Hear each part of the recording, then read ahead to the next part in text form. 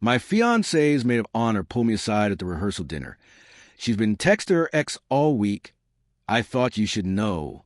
I thanked her calmly. Then I stood up, tapped my glass, and announced, the wedding is canceled. Asked the bride why. When 80 guests turned to her, I, 32 male, am a corporate attorney, and I've always believed in evidence before emotion. My fiancée and I had been together for 4 years, engaged for 8 months. We met through mutual friends. Everything seemed solid.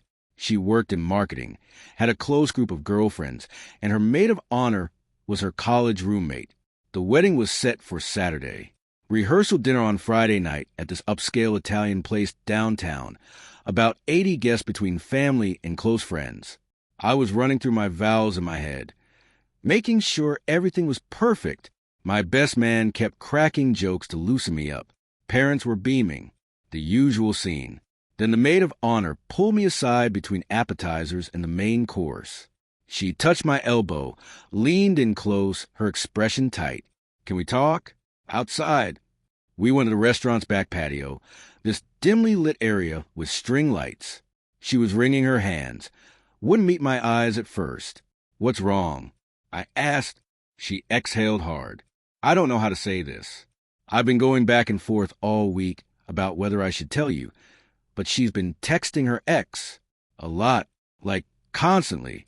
I saw the messages on her phone. Wednesday, when we were getting our nails done, she left it on the table, and it kept lighting up. I didn't mean to look, but the preview showed enough. My stomach went cold. What did they say?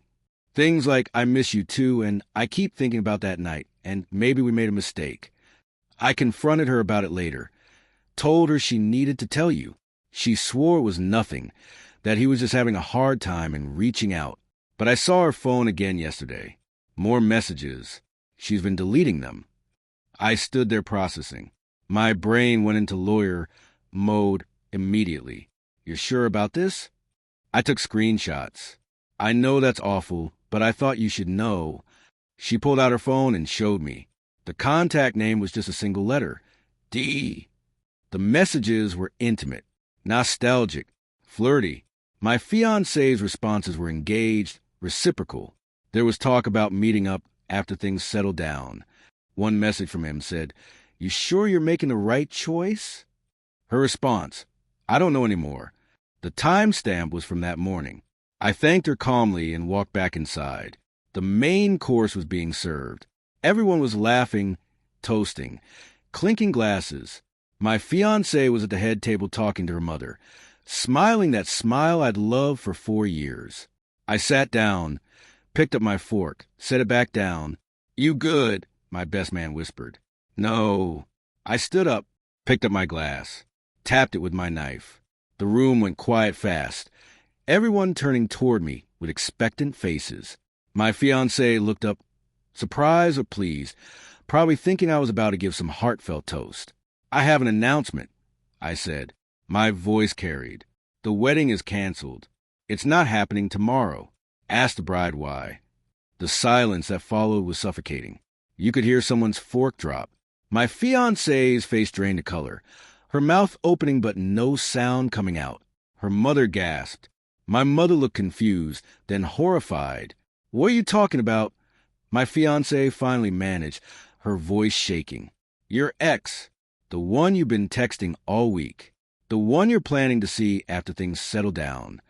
That's why. 80 pairs of eyes swung toward her like a spotlight. She stood up fast, knocking her chair back. That's not. Who told you that? That's insane. I haven't. Don't lie to me in front of everyone. I pulled out my phone with a maid of honor, had already airdropped me the screenshots. I have the messages. I miss you too. Maybe we made a mistake. You want me to read them out loud? Her face crumpled. The room erupted in whispers, gasps, people turning to each other. Her father stood up, his face red. Is this true? She was crying now, shaking her head. It's not what it looks like. We were just talking. He was going through something. You told him you didn't know if you were making the right choice. This morning, the day before our wedding.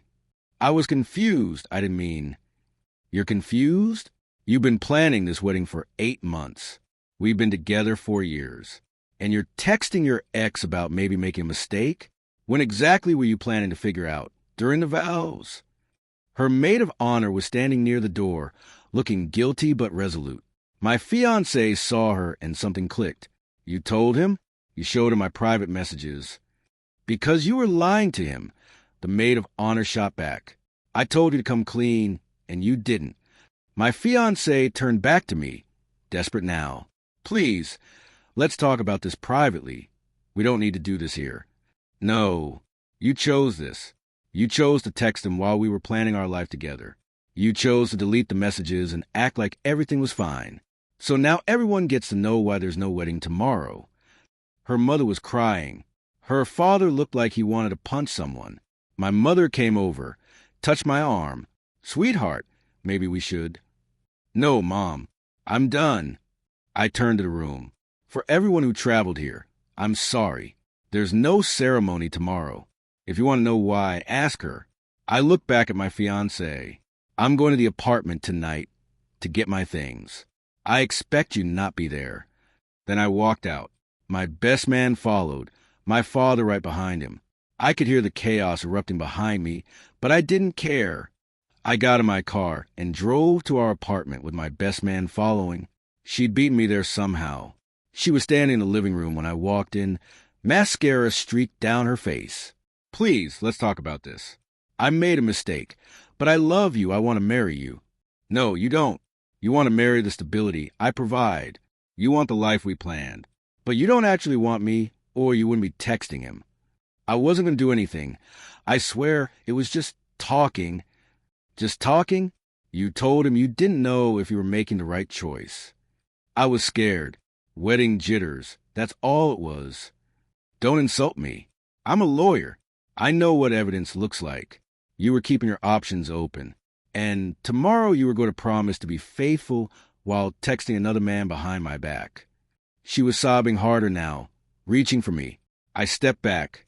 I need you to leave. I'm packing my things. You can have the apartment. I'll handle the cancellations, the vendors, everything. But I need you gone. Where am I supposed to go? Call your ex. Maybe he'll take you in. She stared at me, then grabbed her purse and keys and left, slamming the door. My best man helped me pack. I crashed at his place that night. Saturday morning I started making calls. Canceled everything. Each call was like cutting strings. My parents came by around noon. My mother hugged me for a long time. My father just squeezed my shoulder and said I did the right thing, but it wasn't over. Monday morning, I got a call from my ex-fiancé's father. He was furious, saying I'd humiliated his daughter in front of everyone. I told him she destroyed her own reputation when she decided to text her ex while planning our wedding. He said they'd paid for half the wedding, $15,000 down the drain. I told him to sue me if he wanted his money back. Tuesday, my ex started blowing up my phone. Text calls, voicemails. She was sorry. She'd made a terrible mistake. She'd cut off her ex completely. She wanted couples therapy. I blocked her number. She started messaging through social media. I blocked her there too. She showed up at my office Wednesday. Security removed her. Thursday, I got an email from her. Long, rambling, desperate. At the end, almost as a threat. If you don't respond, I'll have no choice but to protect myself legally. I forwarded it to my own attorney. Heads up, I wrote. She might try something.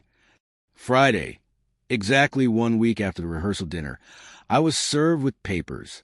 She was suing me for breach of promise to marry in emotional distress, seeking $50,000 in damages. She argued I had acted maliciously by canceling the wedding publicly without giving her a chance to explain. My attorney called me an hour later. This is garbage.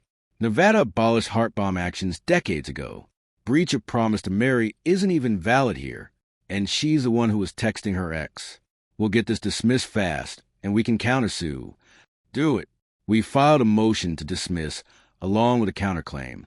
I sued her for fraud and intentional infliction of emotional distress, arguing she concealed her ongoing relationship with her ex while allowing me to invest time, money, and emotion into planning a wedding she wasn't committed to. I attached the screenshots as evidence. I itemized everything I'd paid for: her engagement ring, my half of the wedding costs, the apartment deposits, furniture, trips we'd taken. I wasn't trying to get rich. I was trying to make a point. Her attorney tried to negotiate. They'd drop her suit if I dropped mine. My attorney asked what I wanted to do. No deal. Let's go to court. Her lawsuit got dismissed in preliminary hearings exactly like my attorney predicted. The judge said breach of promise claims weren't viable in Nevada, and that publicly canceling a wedding, while embarrassing, wasn't illegal when based on truthful information. My counterclaim moved forward. During discovery, we subpoenaed her phone records. Turned out she'd been texting her ex for 3 months, not just 1 week. Hundreds of messages, some explicit, talking about meeting up, about how she still had feelings for him. One message from 6 weeks before the wedding: "Sometimes I think about just running away with you." Her attorney tried to settle multiple times. $5,000, then $10,000, then $15,000. I said no every time. My attorney warned me I was spending money on legal fees that might exceed what I'd recover. I didn't care. It wasn't about money. It was about accountability. We went to trial 4 months after the canceled wedding. Small civil case. No jury, just a judge. Her attorney painted me as vindictive and controlling. My attorney presented the messages, the timeline, the evidence. The maid of honor testified. My best man testified. I testified calmly, laid out the facts, showed the receipts. The judge ruled in my favor. Awarded me $22,000, the engagement ring, my portion of wedding costs, and compensation for emotional distress based on therapy bills. He also ordered her to pay my attorney fees, another $12,000, in his written judgment. He noted that while Nevada didn't recognize breach of promise claims, fraud and intentional infliction of emotional distress were valid when someone concealed material facts. She appealed, lost. The appellate court affirmed the judgment 6 months later. I started garnishing her wages through her employer. $500 a month, automatically deducted. It would take years to collect the full amount, but I didn't care. Every month, she'd be reminded of what she'd done. But the real consequences weren't financial. Word spread through our social circle. She lost friendships, got disinvited from group events. Her reputation in her professional network took a hit too. I heard she'd been passed over for a promotion because the company didn't want the drama. Her ex? He ghosted her after everything blew up. Apparently, he'd been texting multiple women, and once the engagement imploded, he moved on. She'd thrown away our relationship for someone who didn't even want her. A year after the canceled wedding, I ran into her at a coffee shop. She looked tired, older. She saw me, froze, then tried to leave without ordering. I didn't stop her. There was nothing left to say. I moved on, started dating again after about 8 months. Met someone through work who was smart and funny and didn't play games. We've been together now for over a year. No engagement yet, but we're talking about it. I'm not rushing. Sometimes people ask me if I regret how I handled everything. I don't. Could I have canceled the wedding privately? Sure, but she'd been lying privately for months. If I'd handled it quietly, she would have spun the story, made me the bad guy. By putting the truth out there immediately, I controlled the narrative. And the lawsuit? That was about accountability. She tried to weaponize the legal system against me. I turned it around on her. She learned that actions have consequences. The rehearsal dinner confrontation, the legal battle, all of it wasn't about revenge.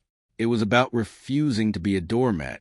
It was about standing up and saying you don't get to treat people like this and walk away unscathed.